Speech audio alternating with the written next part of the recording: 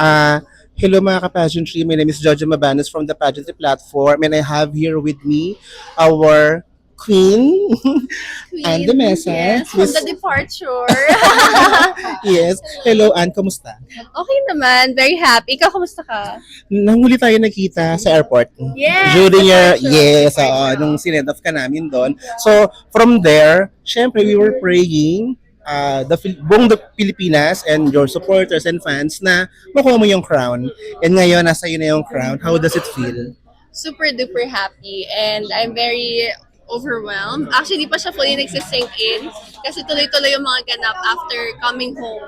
So I'm really happy and really, really grateful sa lahat. So, yung support talaga ng pamilya, ng friends and fans, napaka-importante, no? Kasi we've seen it, kasi nandun sila during the departure mo, di ba, sa airport. So, nung tinawag yung name mo, or ikaw yung kinrown na Miss Tourism Worldwide na title holder na, or queen na, ano yung una-una pumasok sa isip? Um, ano nga ba? Siguro relief. Relief, but at the same time, wow. Kasi it's been a long journey. Sobrang haba na naging pageant journey ko to come at that point. So, yung relief na finally my crown and it's an international crown and of course, wow, it's just really happening. Kasi it's my first really crowning moment and international pa siya. Kasi when I was crowned as first princess, it's still a crowning moment pero Yes. hindi siya Iba yung pa din. iba pa rin, Mm. 'di ba? So, yun talaga yung parang sabi ko, ganito pala feeling. Kasi nakaka-overwhelm, nakakatuwa, and like, everyone's congratulating you, na nagko-congrats sila sa akin. Sabi ko, oh my gosh, totoo ba? I'm a queen now. So parang, ayun, nakakatuwa. And nag-sink in lang sa akin yung buong pageant journey. Actually, hindi lang naman yung crown eh, hindi lang yung title. It's history. Yeah. Kasi second, if I'm not Second, mistaken, yeah. second title yan na nakuha ng Pilipinas, di ba? So, part ka ngayon ng history. Yes, Di ba? wow. Suppose sinabing Ande Mesa second. Second Second. title holder ng Yes. Mr. Tourism Worldwide, di ba? So, can you please tell us about Mr. Tourism Worldwide? Ano ba siya? Yeah, so Miss Tourism Worldwide is a Singaporean-based pageant. Okay. Pero held in Malaysia yung coronation. So we had a one day in Singapore, then all the rest until the coronation sa Malaysia. So it's all about culture, tradition, tourism, and connection. So they connected girls from different continents on how we could promote our tourism. And yun yung ginawa ko.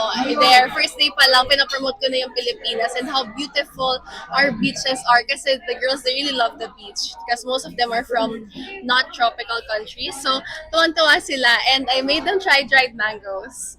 And gusto, Really? sobrang nagustuhan Nagdala ka? nila. Nagdala ka? Oo, nagdala ko dried mangoes for all of them. And then one of the girls said, bumili siya ng 5 dried mangoes sa airport. Nung natikman niya, Ah. bumili siya, Yeah. papasalubong niya sa kanila or what. Actually, yung Tourism Worldwide kasi na title, hindi lang siya title kasi na parang just a queen, a title holder.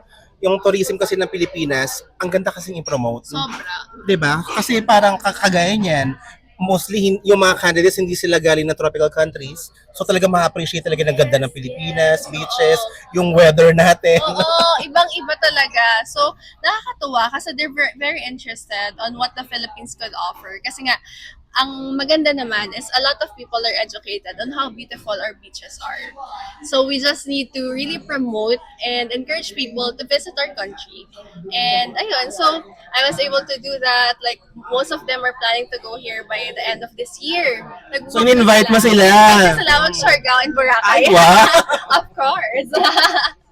So ayun, nakakatuwa kasi nagustuhan naman nila yung mga pictures. Pictures pa lang yun, so nagustuhan nila.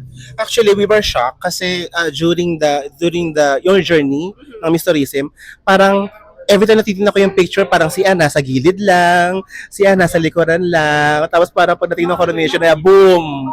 Pa! Title. Okay, sige. Last na lang, Ann, ano yung message mo sa lahat ng mga niniwala sa'yo? Oh, to everyone who believed in me and keeps on believing in me, thank you so much. Like I always say it, I think thank you is not enough for everyone who believes in me, especially my team, my family, na andyan since day one. Di talaga ako sinukuan. Sila mama, they were not able to come, but thank you, thank you, thank you, thank you. This crown is not just for me, but for each and every one of you. Okay, so thank you, Anne. We were looking forward to your next activities. So stay tuned. Bye-bye.